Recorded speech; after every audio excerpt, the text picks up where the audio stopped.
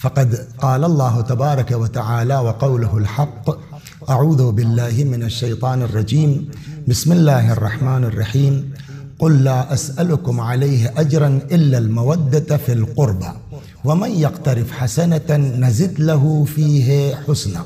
صلوات بر محمد و آل محمد۔ یہ آیہ کریمہ جس کی تلاوت کی گئی ہے، ارشاد حضرت حق جل وعلا ہوتا ہے کہ میرے پیغمبر، میرے حبیب، آپ کہہ دیجئے لا اسألکم علیہ من قل لا اسألکم علیہ اجرا، آپ کہہ دیجئے کہ میں اس تبلیغ دین کے سلسلے میں، اسلام کے سلسلے میں تم سے کسی اجر کا مطالبہ نہیں کرتا ہوں، الا المودۃ فی القربى، سوائے اس کے کہ میرے قرابت داروں سے محبت کرو۔ وَمَن يَقْتَرِفْ حَسَنَةً، اور جو بھی ہماری بارگاہ میں نیکی کا مرتکب ہوگا، نزد لہو فیہ حسنا، ہم اس کی نیکی میں اضافہ کرتے جائیں گے۔ مگر میں اس آیہ کریمہ کے ساتھ ساتھ جو اس مہینے کی مناسبت ہے اس پر گفتگو کرنا چاہتا ہوں، پھر اگر اللہ نے جو ہے توفیق دی اور وقت ہوا تو اس آیت پر واپس آتے ہیں۔ یہ مہینہ شوال کا مہینہ ہے، پہلی تاریخ شوال کی عید کا دن ہے، نہایت اہم دن ہے، دعا کی قبولیت کا دن ہے۔ آدمی دعا کرتا ہے پہلی شوال کو کہ اللہم انی اسألک بحق هذا اليوم الذي جعلته للمسلمین عیدا، پروردگارہ ہم تجھ سے سوال کرتے ہیں اس دن کے وسیلے سے کہ جس کو تو نے جو ہے وہ مسلمانوں کے لیے عید کا دن قرار دیا۔ تو پہلا دن اس مہینے کا عید کا ہے، خوشی کا ہے، دنیا کے لوگوں کی دعا کی قبولیت کا ذریعہ ہے۔ لیکن اس عید کے ساتھ ساتھ اسی مہینے میں دو واقعات ایسے ہیں کہ جس سے مومنین کے دل مجروح ہیں، مسلمانوں کے دل مجروح ہیں۔ ایک واقعہ ہوا ہے 8 شوال کو، اور دوسرا واقعہ ہوا ہے اسی مہینے کی یا 15 شوال یا 25 شوال۔ 8 شوال کو ائمہ بقی کی قبروں کو مسمار کیا گیا، روزوں کو مسمار کیا گیا، یہ ایک بہت بڑا ظلم ہے اہل بیت کے ساتھ۔ اور 15 شوال یا 25 شوال، اگر اللہ نے توفیق دی کہ آگے اس پر کچھ عرض کروں گا، سن 148 میں ہمارے اور آپ کے چھٹے امام جعفر صادق علیہ السلام کی شہادت واقع ہوئی ہے کہ جس امام سے آج ہمارا مذہب پہچانا جاتا ہے، آج ہماری فقہ پہچانی جاتی، مذہب جعفری یا فقہ جعفری کہا جاتا ہے۔ تو یہ دو حادثات جو دلوں کو مجروح کرنے والے ہیں اسی شوال کے مہینے میں، جو عید کا مہینہ بھی ہے اسی شوال کے مہینے میں ہے۔ پہلے ہم آتے ہیں 8 شوال کی مناسبت سے۔ 8 شوال کو کیا ہوا؟ 8 شوال کو آل سعود نے ائمہ بقی، روضہ بقی کو مسمار کیا۔ اس سے ہم یہ سمجھتے ہیں کہ ان کو اہل بیت سے دشمنی ہے، ان کو آل محمد سے دشمنی ہے، ان کو شیعوں سے دشمنی ہے۔ لیکن میں جو ہے وہ اس پر گفتگو ذرا سا الگ نہج سے کرنا چاہتا ہوں، وہ یہ کہ یہ اپنے ذہن سے ہم نکال دیں کہ آل سعود کو صرف اہل بیت سے دشمنی ہے۔ اہل بیت سے ہے، اس کا منکر نہیں ہوں میں، شیعوں سے دشمنی ہے، اس سے انکار نہیں کیا جا سکتا ہے، لیکن یہ ذہن سے ہم آپ نکال دیں کہ یہ آل سعود کو صرف اہل بیت سے دشمنی ہے یا صرف شیعوں سے دشمنی ہے، بلکہ ان کو اصلی دشمنی اسلام سے ہے، رسول اسلام سے ہے، محمد رسول اللہ صلی اللہ علیہ وآلہ وسلم سے ہے۔ اس کی ہمارے پاس دلیل کیا ہے؟ میں وہ پہلے مقدمتاً عرض کر دوں، پھر ان کی ایک اجمالی آپ کو میں تفصیل جنایات ان کی نقل کرتا ہوں کہ انہوں نے مختلف اوقات میں 100 برسوں میں کیا کیا کیا ہے۔ دیکھیے، آپ جب اسلام پر جائیں گے تو پیغمبر اکرم صلی اللہ علیہ وآلہ وسلم کے بعد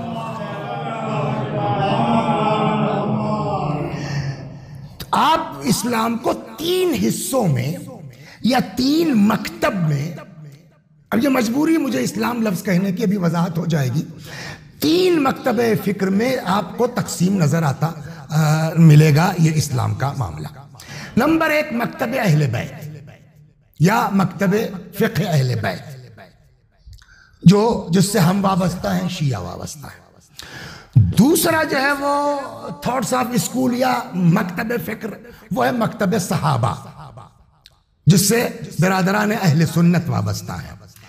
تیسرا ایک مکتب آتا ہے ایسا کہ جو اپنے آپ کو مسلمان کہتا ہے اور اپنے آپ کو اہل سنت میں داخل کرتا ہے، جبکہ حقیقتاً یہ مکتب نہ اس کا اہل بیت سے کوئی واسطہ ہے، نہ اس کا صحابہ کے نظریات سے کوئی واسطہ ہے، جس کا آپ نام دے سکتے ہیں مکتب بنی امیہ۔ مکتب بنی امیہ، اس کا آغاز ہوتا ہے شام سے۔ معاویہ ابن ابی سفیان جو حاکم شام ہے، میں اس لیے ذرا سا پیچھے جا رہا ہوں تاکہ آپ اس مکتب کے نظریات کو محسوس کر سکیں کہ یہ کہاں سے چلا ہے اور اس کی بیس اور بنیاد کیا ہے۔ معاویہ ابن ابی سفیان جو حاکم شام رہا، اور ایک حکمیت کے بعد اور صفین کے بعد اور صلح امام حسن کے بعد پورے جو ہے وہ کیا کہتے ہیں اسلام کے اوپر جو ہے وہ قلمرو پر اس کا قبضہ رہا، تو بظاہر یہ نماز پڑھتے ہیں، بظاہر نماز پڑھاتے ہیں، پڑھنا تو جانے دیجیے آپ کو، اپنے آپ کو مسلمان کہتے ہیں، لیکن ان کی بنیاد کیا ہے؟ دشمنی اسلام پر ہے۔ اس کے لیے ہمارے پاس دلیل کیا ہے؟ کہتے ہیں کہ راوی کا بیان یہ ہے کہ ایک دن میں حاکم شام کے پاس تھا کہ بات نکل آئی امیر المومنین کی۔ یہ واقعہ ہے امام حسن سلام اللہ علیہ کی شہادت کے بعد، بات نکل آئی امیر المومنین کی۔ تو میں نے کہا یار جانے دو، علی قتل ہو گئے، حسن بھی قتل ہو گئے، اب اس سے زیادہ اہل بیت کے ساتھ ظلم مناسب نہیں ہے۔ اتنے میں اتفاق سے اذان ہو گئی۔ جیسے ہی اذان ہوئی تو یہ حاکم شام اٹھ کے بیٹھ گیا، کہا سنا تم نے؟ میرا باپ مر گیا۔ اب دیکھیں بات کہاں سے چل رہی ہے، اندر کیا خلیش ہے۔ میرا باپ مر گیا، کوئی اس کا نام لینے والا نہیں ہے ابو سفیان کا۔ مجھ کو اس وقت تک سکون نہیں ہوگا جب تک یہ نام نہ مٹ جائے۔ کون؟ وہ جو اذان میں لیا گیا اشہدو ان محمد الرسول اللہ۔ تو ان کو اصل اہل بیت سے صرف دشمنی نہیں ہے، ان کو رسول اللہ سے دشمنی ہے، ان کو محمد الرسول اللہ سے دشمنی ہے۔ تو اب یہ بنی امیہ کی بنیاد ہی جو ہے وہ دشمن اسلام کے اوپر ہے۔ یہ سلسلہ چلتا رہا۔ اب میں آپ کو دیکھوں کہ انہوں نے کسی پر رحم نہیں کیا، حتیٰ اگر انہی کا ہو، بنی امیہ ہی کا ہو، اور اس کے ہاں اہل بیت کے تئیں علی سلام اللہ علیہ کے تئیں سافٹ کارنر ہو، تب بھی یہ اس کو برداشت نہیں کر سکتے۔ مثلا انہی خلفائے بنی امیہ میں ایک نام ہے عمر ابن عبد العزیز کا۔ عمر ابن عبد العزیز بنی امیہ کے خلفاء میں ہے، اور بعض جو ہے وہ علماء اس کو خلفائے راشد میں شمار کرتے ہیں، اس لیے کہ جیسے ہمارے یہاں روایات ہیں کہ پیغمبر کے 12 جانشین ہوں گے، ان کی بھی روایات ہے پیغمبر کے 12 جانشین ہوں گے، اور کلہم من قریش، سب قریش سے ہوں گے۔ اس کو جب یہ 12 پورا کرتے ہیں تو 12 کو پورا کرنے کے لیے عمر ابن عبد العزیز کا نام بھی لاتے ہیں، بعض اس کو راشد خلیفہ کہتے ہیں۔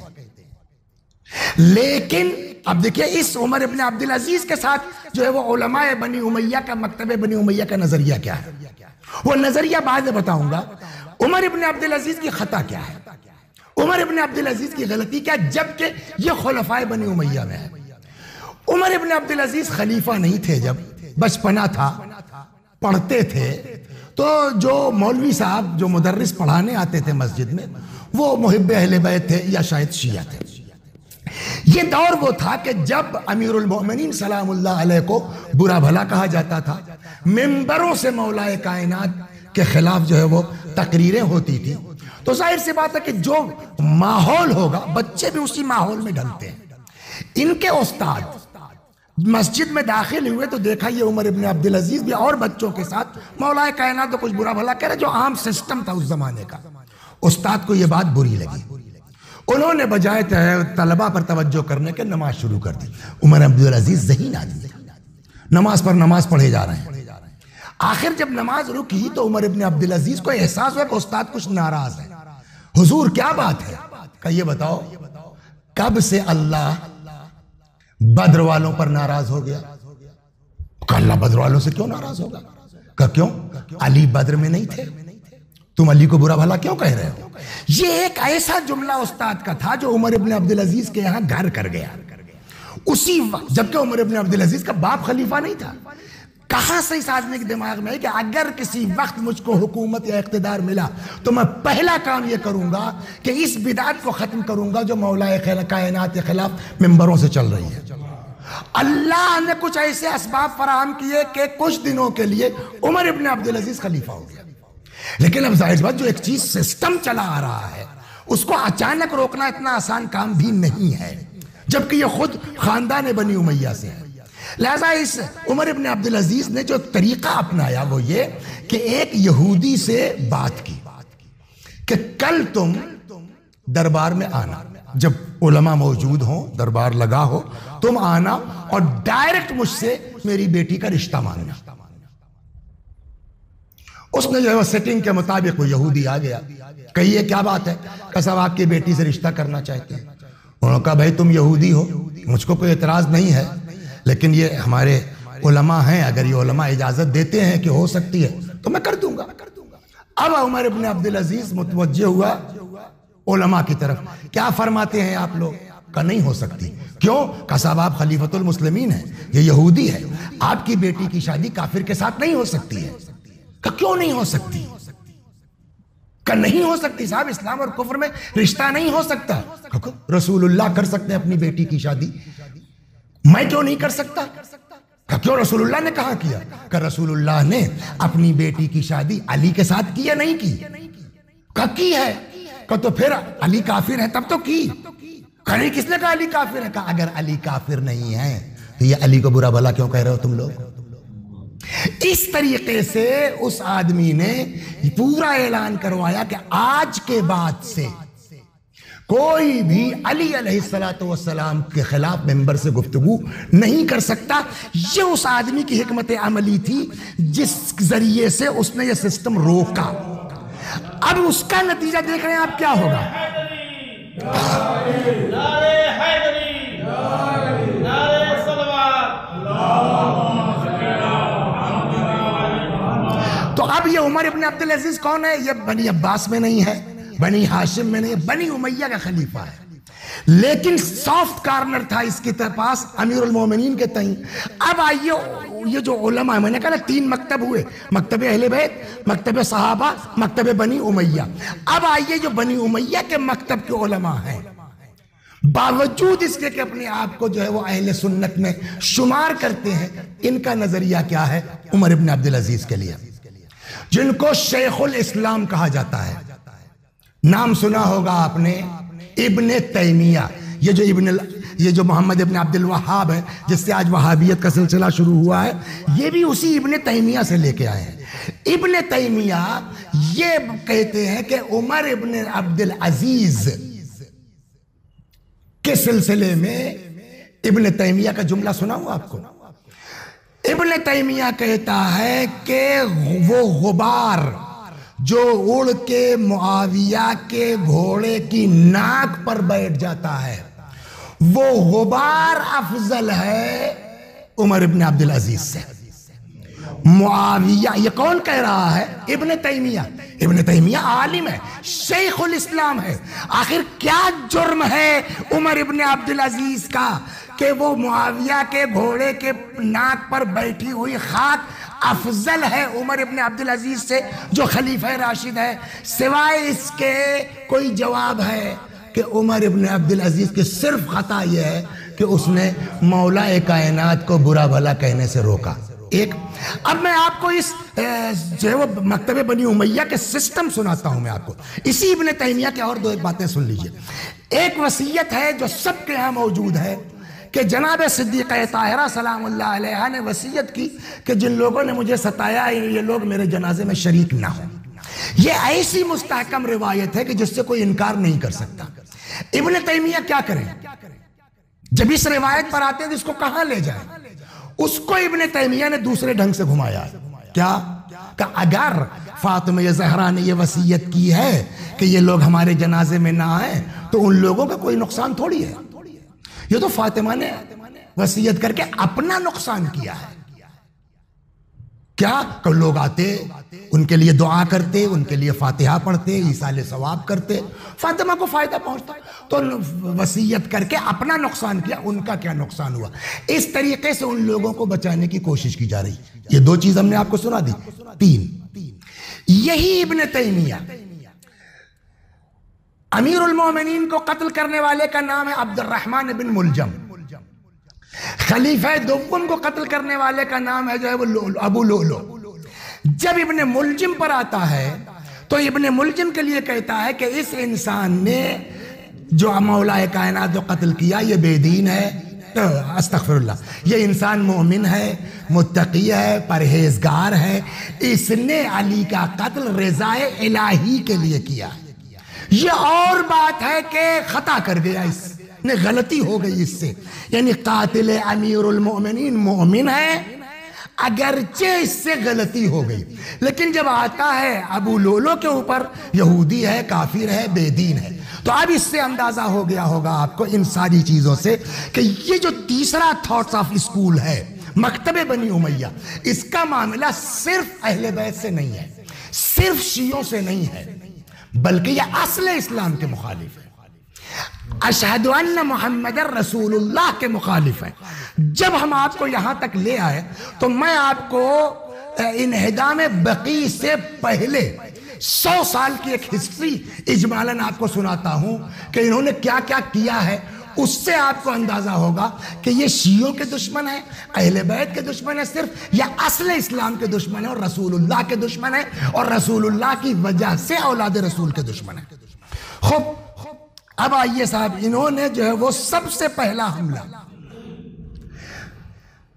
غدیر کے دن کربلا پر کیا ہے سن 1216 ہجری میں. آج کیا ہے 1441 ہو گیا, 200 سال ہو گیا.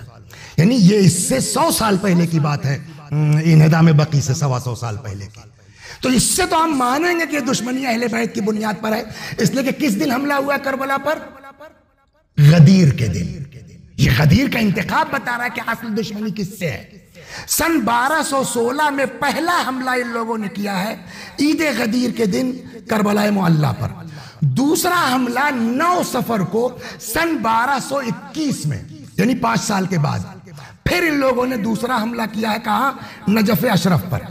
پھر انہوں نے جو ہے وہ تیسرا حملہ جو کیا ہے نجف اشرف پر جمادی الثانی سن 1222, یعنی 1.5 سال کے بعد تیسری بار عراق پر حملہ ہوا, اور دوسری بار نجف اشرف پر. 4, کربلا اور حلہ کا محاصرہ کیا ان لوگوں نے سن 1225 میں.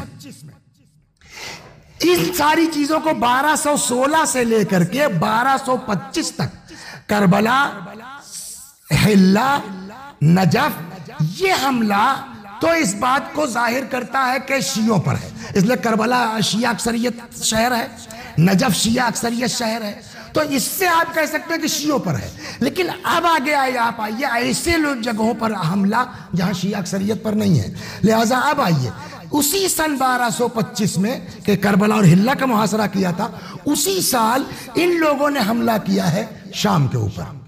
شام میں شیعوں کی اکثریت نہیں تھی, نہ آج ہے شیعوں کی اکثریت. تو اس کا مطلب ہے کہ یہ صرف جو ہے وہ معاملہ یہ نہیں ہے کہ شیعہ کہاں ہے, معاملہ یہ ہے کہ حتی اہل سنت ان کو برداشت نہیں ہے.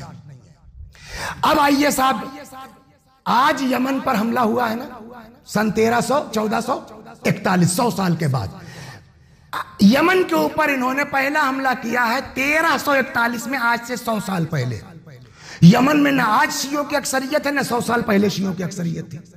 تو اگر صرف کربلا پر حملہ ہوتا, صرف نجف پر حملہ ہوتا, تو ہم یہ مانتے کہ ان کو شیعوں سے دشمنی ہے, اہل بیت سے دشمنی ہے. شام پر حملہ کیا انہوں نے 1225 میں, یمن پر حملہ کیا انہوں نے 1341 میں, طائف پر حملہ کیا, طائف تو سعودیہ میں ہے نا, طائف پر حملہ کیا ہے سن 1343 میں. اب آئیے اردن, جس کو آج جارڈن کہتے ہیں, جارڈن میں بھی شیعوں کی اکثریت نہیں ہے. جارڈن پر ان لوگوں نے 2 بار حملہ کیا ہے سن 1343 اور سن 1346 میں.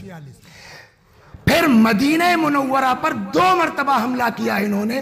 پہلا حملہ ہوا ہے مدینہ کے اوپر سن 1343 میں، اور دوسرا حملہ ہوا ہے مدینہ منورہ پر سن 1344 میں، یعنی تقریباً 100 برس پہلے. یہ تو آپ کو جو ہے وہ ہو گیا. اب آئیے مکہ میں سناتا ہوں کہ مکے میں انہوں نے کیا کیا کیا ہے. مکے میں تو شیعوں کی اکثریت نہیں ہے نا، مکے میں تو جو ہے وہ برادران اہل سنت کا گڑھ ہے، مدینے میں تو برادران اہل سنت کی اکثریت ہے. ام المومنین حضرت خدیجہ، کیا قرآن نے پیغمبر کی ازواج کو ام المومنین نہیں کہا؟ تو جیسے ساری ازواج ام المومنین ہیں، خدیجہ ام المومنین نہیں ہے. جس خدیجہ کا مال خرچ ہوا اسلام پر، جس خدیجہ کی دولت خرچ ہوئی اسلام پر، وہ تو اصلی ماں تو وہ ہے نا کہ جس کی وجہ سے اسلام پھیلا ہے. ایک چیز. دوسری چیز یہ کہ اپنے زمانے میں حضرت خدیجہ کی دولت کا عالم یہ تھا کہ ان سے بڑا بزنس مین نہیں تھا کوئی. بڑے بڑے لوگ کمیشن پر کام کرتے تھے مکہ معظمہ میں جناب خدیجہ کے ہاں. خود رسول اللہ مال لے کے گئے شام، واقعہ مشہور ہے. تو جس کے پاس اتنی دولت ہو اس زمانے میں، اس کا مکان کتنا وسیع ہوگا، اس کا مکان کیسا عریض ہوگا. ایک چیز اور ابھی بتاتا ہوں میں آپ کو کہ جناب خدیجہ کی قبر بھی بنی ہوگی، اس کی دلیل ابھی لاتا ہوں. لیکن ان لوگوں نے کیا کیا، مدینہ مکہ معظمہ میں جناب خدیجہ کی قبر کو مسمار کیا. ٹھیک. چلیے خدیجہ کی ایک جو ہے وہ کمی یہ ہے کہ وہ فاطمہ کی ماں ہے. خدیجہ کے ساتھ ایک پرابلم یہ ہے کہ وہ چلیے ابو طالب علیہ السلام کی قبر توڑی، ان کے ساتھ بھی یہ پرابلم ہے کہ وہ حضرت علی کے والد ہیں. لیکن عبد المطلب تو رسول اللہ کے دادا ہیں. اسی مکے میں ان لوگوں نے جناب عبد المطلب کی قبر مبارک کو خراب کیا ہے. جناب خدیجہ کی قبر کے ساتھ ساتھ ان کا مکان مسمار کیا. چھوٹا موٹا مکان تو نہیں رہا ہوگا نا جو دولت جناب خدیجہ کی کہی جاتی ہے. آئیے آپ مدینے میں جب رسول اللہ صلی اللہ علیہ وآلہ وسلم نے مکہ معظمہ سے ہجرت کی ہے مدینے کی طرف، ہر دولت مند آدمی چاہتا ہے کہ رسول اللہ ہمارے یہاں قیام کرے، رسول اللہ ہمارے یہاں قیام کرے. اور پیغمبر نے یہ فرمایا کہ میں کسی کی بات نہیں سنوں گا، آج میری سواری اللہ کی طرف سے مامور ہے، جو جہاں رک جائے گی میں اس کے یہاں قیام کروں گا. پیغمبر کی سواری چلتے چلتے کس کے یہاں رکی؟ ابو ایوب انصاری کے یہاں. مدینے میں پہلا میزبان پیغمبر کا کون ہے؟ حضرت ابو ایوب انصاری. سارے صحابہ کی عظمت سر آنکھوں پر، سلمان و ابو ذر کی عظمت سر آنکھوں پر، جناب ابو ایوب انصاری چھوٹی موٹی چیز نہیں ہے. پیغمبر نے ان کے ہاں قیام کیا ہے. یہ تاریخ کا حصہ ہونا چاہیے تھا. اس کو جو ہے وہ باقاعدہ محفوظ کرنا چاہیے تھا کہ مدینے میں پہلا گھر وہ تھا کہ جس میں رسول اللہ نے قیام فرمایا. آج کے اعتبار سے آثار قدیمہ کے تحت اس کو محفوظ رہنا چاہیے تھا کہ نہیں رہنا چاہیے تھا؟ جہاں پہلے دن قیام کیا ہے رسول اللہ صلی اللہ علیہ وآلہ وسلم نے، اور وہ بھی حکم خدا سے. اس ابو ایوب انصاری کی قبر بھی توڑ دی گئی. وہ ابو ایوب انصاری کا مکان بھی مسمار کر دیا گیا مدینے میں. جناب آمنہ، آمنہ کون ہے؟ رسول اللہ کی ماں. عظمت امہات المومنین کی تسلیم. ام المومنین خدیجہ بے شک ہم سب کی ماں ہیں، پیغمبر کی ازواج بے شک ہم سب کی ماں ہیں، لیکن کجا ہماری ماں اور کجا رسول اللہ کی ماں؟ کوئی تقابل ہے؟ جناب آمنہ کی قبر ابوا میں تھی. ان لوگوں نے ابوا میں رسول اللہ کی ماں آمنہ کی قبر توڑ ڈالی. تو خالی مدینہ نہیں ہے، مکے میں یہ کیا، ابوا میں یہ کیا. خوف اس کے باوجود بھی یہ لوگ اس تلاش میں تھے کہ چانس ملے تو رسول اللہ کی قبر کو بھی ڈھا دیا جائے. اور آج ایک وہ ہیں انہی وہابیوں کے بڑے عالم ناصر الدین البانی یہ کہتے ہیں کہ اس طرح کی قبروں کا وجود حتیٰ قبر پیغمبر کا وجود بدعت ہے. غور فرما رہے ہیں آپ؟ ایک دو. اب سوال ہے کہ یہ سب انہوں نے کیوں کیا؟ کیوں کیا انہوں نے؟ کوئی تو بھئی لوگ پوچھیں گے نا. اچھا اور یوں نہیں کیا؟ باقاعدہ جو ہے وہ فتویٰ لیا ہے. مدینے کے علماء نے مخالفت کی, مسلمانوں نے مخالفت کی, کچھ نے فتویٰ دیا کہ ہاں توڑا جا سکتا, توڑ دیا گیا. تو کوئی آپ کے پاس جو ہے وہ اس کے لیے وہ حل ہونا چاہیے. کیوں؟ اس کا جواب یہ ہے کہ صاحب قبر کا وجود بدعت ہے, نہیں ہونا چاہیے. حتیٰ کہ یہاں تک فتویٰ دیتے ہیں کہ اگر انسان مدینے جاتا ہے قبر پیغمبر کی زیارت کی نیت سے, یوں چلا جائے عمرے کی نیت سے ٹھیک ہے, لیکن اگر جاتا ہے کہ ہم مدینہ جائیں گے قبر پیغمبر کی زیارت کے لیے, تو آپ کا یہاں فیض آباد سے نکلنا زیارت پیغمبر کی نیت سے بدعت ہے. یہاں تک فتویٰ ہے. وجود قبر پیغمبر بدعت ہے. تو ان ساری چیزوں کے پیچھے کیا جو ہے وہ توجیہ کی جا رہی ہے کہ قبروں کا وجود بدعت ہے. 5-7 منٹ لے لیجئے. رسول اللہ کا طرز عمل کیا رہا ہے. اب آئیے واپس چلتے ہیں مدینہ. بقیع یہ اسلامی قبرستان نہیں ہے. اسلام سے پہلے سے لوگ اس میں دفن ہوتے چلے آئے ہیں, اور اس کا پرانا نام بقیع الغرقد ہے. غرقد کوئی قسم کا پیڑ ہوتا تھا, جیسے آپ کہنے کمرخ کی درگاہ. تو کمرخ کی درگاہ کیوں کہتے ہیں؟ کہ وہاں کمرخ کا پیڑ تھا. ویسے ہی بقیع الغرقد اس کا نام یہ تھا کہ وہاں غرقد کا پیڑ تھا, کوئی درخت ہوگا. پہلے سے وہاں مدینے والوں کا قبرستان تھا وہ. پھر جب یہاں مسلمان پہنچے اور سبھی تقریباً ہو گئے تو وہ جو ہے وہ قبرستان باقی رہا. دھیرے دھیرے اس کو وسعت دی گئی. پہلا مسلمان جو اس میں دفن ہوا ہے بقیع میں, جس کو اب جنت البقیع کہتے ہیں, وہ ہیں جناب عثمان ابن مظعون. دیکھیں عثمان نام میں کئی لوگ رہے ہیں. خلیفہ سوم کا بھی نام عثمان ہے, لیکن ان کا نام عثمان ابن عفان ہے. یہ جو میں عرض کر رہا ہوں پہلا انسان جو اس قبرستان میں دفن ہوا ہے مسلمانوں کا, وہ کون ہے؟ جناب عثمان ابن مظعون. خود پیغمبر نے عثمان ابن مظعون کی قبر کے اوپر بڑا سا پتھر رکھا. کیوں؟ وجہ سبب تاکہ قبر کا نشان باقی رہے. اگر واقع نشان قبر وجود قبر بدعت ہے تو عثمان ابن مظعون کی قبر کے اوپر رسول اللہ نے کیوں جو ہے وہ پتھر رکھا ہے؟ پیغمبر کے ایک بیٹے مدینے میں پیدا ہوئے جن کی والدہ کا نام ماریہ قبطیہ تھا, ام المومنین, اور پھر وہ بچپنے میں انتقال کر گئے.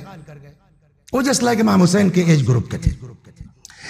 جب دفن کیا گیا تو روایت یہ کہتی ہے کہ پیغمبر نے جناب ابراہیم کی قبر پر پانی ڈالا. پانی ڈالنے کا جو سبب بیان کیا گیا ہے اس لیے تاکہ مٹی سخت ہو جائے, اور ریتیلا ہوتا تھا نا وہ علاقہ, تاکہ ہوا جو ہے اس خاک کو اڑا کر کے نشان نہ مٹا دے. اس لیے پیغمبر نے ابراہیم کی قبر کے اوپر کیا ڈالا؟ پانی ڈالا, تاکہ مٹی سخت ہو جائے, نشان باقی رہے. یہ تو پہلے دن کا کام ہوا. کچھ دنوں کے بعد, یہ بہت عجیب ہے, اور مین چیز یہ آپ ذہن میں رکھیے, اس سے وہ بھی مسئلہ حل ہو جائے گا کہ یہاں ہم روزے کیوں بنواتے ہیں, یہاں ہم امام باڑے کیوں بنواتے ہیں. اس سے ہم کو ایک نظریہ ملتا ہے. کچھ دنوں کے بعد یہی ابراہیم جو بچے ہیں, بچپنے میں انتقال ہوا ہے نا, ابراہیم کی قبر میں سوراخ ہو گیا. رسول اللہ نے اس سوراخ کو بند کروایا, ٹھیک کروایا, یعنی قبر کو ٹھیک کروایا. کسی نے پوچھا یا رسول اللہ اس قبر کو ٹھیک کرنے سے مردے کو کوئی فائدہ پہنچے گا؟ کتنا بہترین سوال ہے, قیامت تک کے لیے حل کر دیا. اس سوال نے پیغمبر کا جواب ہے کہ کیوں ایسا کیوں کرتے ہیں. واقعی آپ جو ہے وہ اگر قبر کو پکی کرا رہے ہیں, مردے کو کیا ملے گا اس سے؟ مردے کو کچھ نہیں ملنا. یہ سوال اس نے بھی کیا, یا رسول اللہ جو آپ ابراہیم کی قبر ٹھیک کروا رہے ہیں اس سے مردے کو کوئی فائدہ پہنچے گا؟ پیغمبر نے فرمایا زندوں کی آنکھوں کو ٹھنڈک محسوس ہوگی. آپ یہ دیکھیے یہ کیا چیز ہے. اس نقطے پر غور کرنا ضروری ہے کہ اب جس کو جس سے محبت ہے، اگر ہم کو حسین سے محبت ہے تو حسین کی قبر پر روضہ دیکھ کر کے ہماری آنکھوں کو ٹھنڈک محسوس ہوگی، کسی کو ہو یا نہ ہو۔ رسول اللہ کو حسین سے محبت ہے کہ نہیں ہے؟ کسی کو محبت ہو یا نہ ہو، رسول اللہ کو فاطمہ زہرا سے محبت ہے کہ نہیں ہے؟ کسی کو ہو یا نہ ہو، رسول اللہ کو امام حسن سے محبت ہے کہ نہیں ہے؟ تو اگر حسین کی قبر باقی رہے گی، امام حسن کی قبر باقی رہے گی، فاطمہ زہرا کی قبر باقی رہے گی، رسول اللہ کے دل کو خوشی ہوگی کہ نہیں ہوگی؟ اب یہ جو بقیع کے روزے گرائے گئے ہیں، یہ امام صادق کا روزہ نہیں ڈھایا گیا، یہ فاطمہ زہرا کا روزہ نہیں ڈھایا گیا، یہ امام حسن کی قبر کو نہیں توڑا گیا، یہ پیغمبر کو تکلیف پہنچانے کا ایک طریقہ نکالا گیا، جو میں آپ کو شروع سمجھا رہا ہوں کہ ان کو صرف اہل بیت سے نہیں، یہ مین اذیت رسول اللہ کو پہنچانا چاہتے ہیں۔ خوب، تو یہاں تک آگے۔ اب آئیے آپ جناب، آپ دین زیادہ جانتے ہیں کہ رسول اللہ کی بیٹی، روایت کہتی ہے کہ جناب فاطمہ زہرا سلام اللہ علیہا مدینے میں جب تک باحیات رہیں ہر ہفتے جناب حمزہ کی قبر پر جاتی تھی زیارت کے لیے، اور نہ یہ کہ قبر پر زیارت کے لیے جاتی تھی بلکہ جا کر کے اس قبر کی مرمت بھی کرتی تھی۔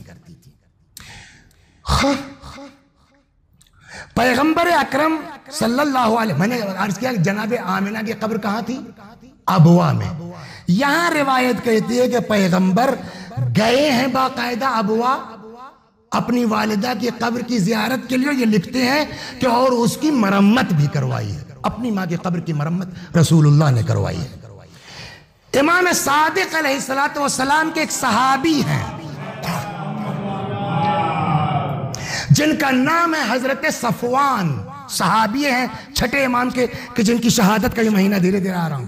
امام صادق علیہ السلام نے صفوان کو باقاعدہ پیسہ دیا ہے کہ جاؤ اور میرے جد امیر المومنین کی قبر کو ٹھیک کرواؤ۔ امام کاظم علیہ السلام نے اپنی بیٹی کی قبر کے لیے، اس میں جو ہے وہ پی او پی جس زمانے میں کہہ لیا جائے، گچکاری جو کہتے ہیں، اس کے لیے اپنی بیٹی کی قبر پر گچکاری کے لیے انتظام کیا ہے۔ ایک آخری حدیث سنا کر کے اور زحمت آپ کی ختم کرتا ہوں تاکہ آپ کو یہ اندازہ ہو جائے کہ اس زمانے میں ہم کو کیا کرنا ہے۔ جو مسجدیں بنواتے ہیں، جو امام باڑے بنواتے ہیں، جو روزے بنواتے ہیں، عشق کی بنیاد پر ہے نا، کیوں کرتے ہیں؟ تاکہ دیکھنے والوں کی آنکھوں کو ٹھنڈک ملے۔ اسی لیے میں کہتا ہوں، میں اپنی بات یہ کہتا ہوں کہ اپنا گھر ڈھنگ کا ہو یا نہ ہو، اپنا مکان قاعدے کا ہو یا نہ ہو، وہ چیزیں جو منسوب ہے دین سے، چاہے مسجد ہو یا امام باڑے ہو، ان کو حسین ہونا چاہیے، ان کو خوبصورت ہونا چاہیے۔ اور اسی بات کی طرف شاید شیکسپیئر نے بھی اشارہ کیا ہے کہ کسی قوم کی حالت دیکھنا ہو تو اس کی جو ہے وہ مذہبی عمارتوں کی حالت دیکھو۔